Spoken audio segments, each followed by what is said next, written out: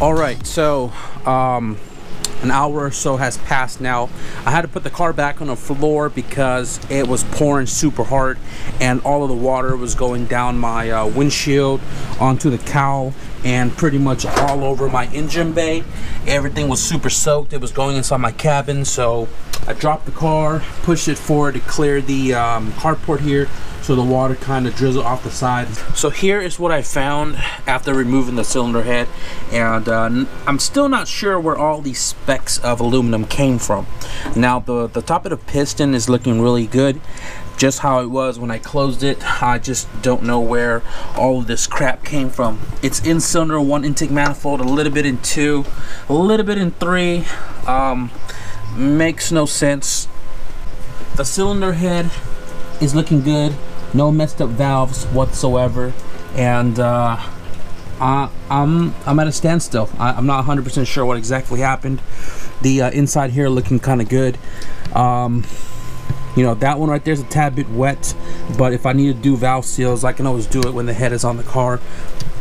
So what I am going to do as of right now as a solution, without removing the engine for whatever reason, it doesn't lead me to believe that I have to take the engine out. The block looks really good. So what I'm going to do is pull the intake manifold off, clean the hell out of it, clean the pistons, clean the sleeves, the cylinder, the chamber, clean the head a little bit. I already have a will call pickup for a new warranty head gasket. Thank you, Joe. And when I get back, coat the head gasket again, clean the block, the head of copper spray, reverse the process, and maybe we'll try to do an attempt to start up today. So I just got back home, new head gasket right here, and the worst traffic is when you already have traffic on your street and then the street light goes out too. So I was gone for like an hour and a half to O'Reilly's that is only 10 minutes down the street, and we're back. So what I'm going to do right now is I'm just going to go ahead and clean the cylinder head.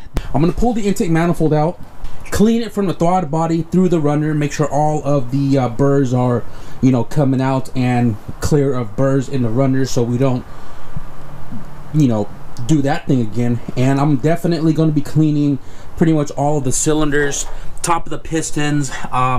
There's a shop towel in between here because I'm absorbing the coolant to kind of get it like an inch below the sleeve, so that way it's not going to interfere with the head gasket when I reinstall everything. So I read the comments, and there were like 3 comments that were referring to injectors being stuck open and dunking a lot of fuel into the cylinder, which wouldn't fire, and you know, hydrolocking, whatever. But I thought about it as well too.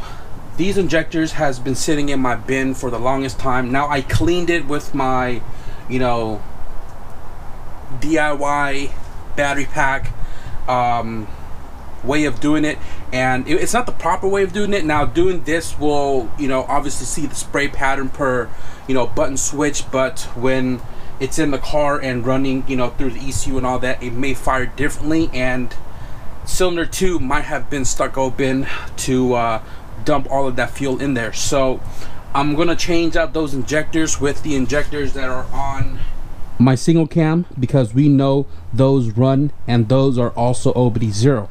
I don't want to be out here super late, so I'm just gonna go ahead and do all of this right now, and then once I'm ready to throw the head gasket onto the car, we'll throw you guys on the laps.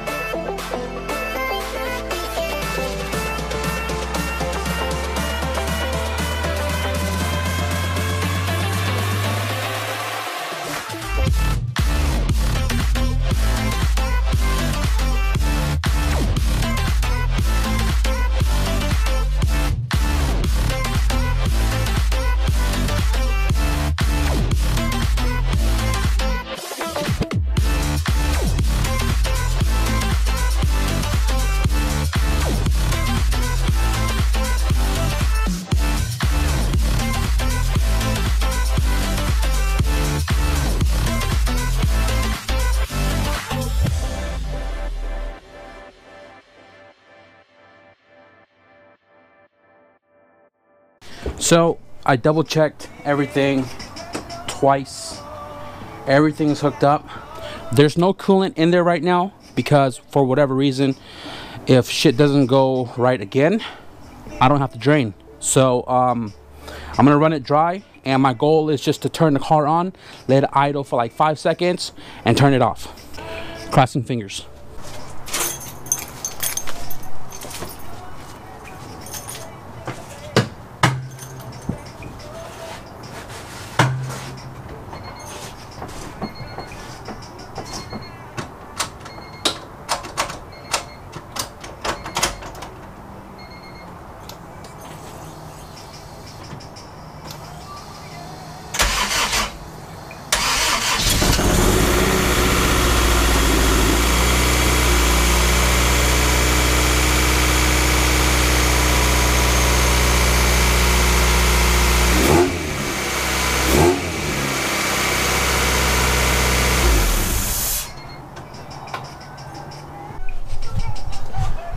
The bounce back was definitely real. Thank you to Joe, Joel, Chewy, and Goofy for sliding through and hanging out with me. We were just bullshitting and you know, just talking about all the positive things and the positive outcome. And I want to thank those guys because they had faith in me. You know, they were like, you know, regardless of what happened, they know that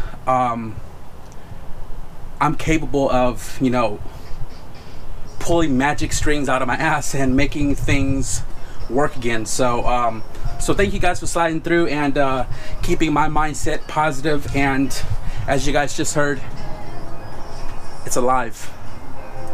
A little loud, but it's alive. So you know what this means. I am going to close this video out right now. You guys should be seeing this on Thanksgiving Day, so I hope you guys have a blissful Thanksgiving with your family and friends. Be safe, don't drink and drive. And if you guys enjoyed this startup video, please hit that like button.